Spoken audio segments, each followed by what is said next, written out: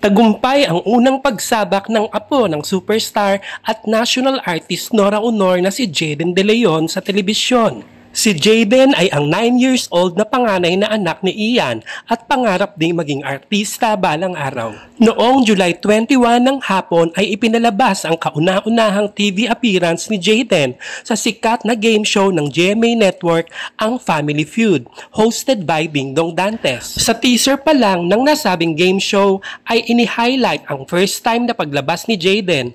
Ang sabi ni Dingdong sa kanyang introduction sa kanya, ang apo ng dakilang superstar Miss Nora Aunor. Dahil dito ay maraming Noranians ang nanood bilang suporta kay Jaden.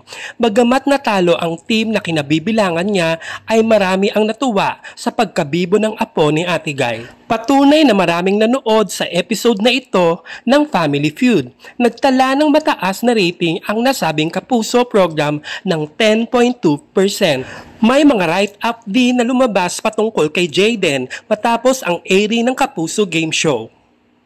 Hindi naman nakalimot si Ian na pasalamatan ang mga sumuporta sa unang pagsabak ng kanyang precious son sa mundo ng telebisyon. Nakakaantig din ang mensahe ni Ian para kay Jaden na ipinost niya 1 linggo bago ang airing ng nasabing game show. Ang nakatutuwa din ayon sa mga Noranians ay nakikita nila ang malaking pagkakahawig ni Jaden sa yumaong lola superstar nito, lalo na sa kanyang maamo at makislap na mga mata.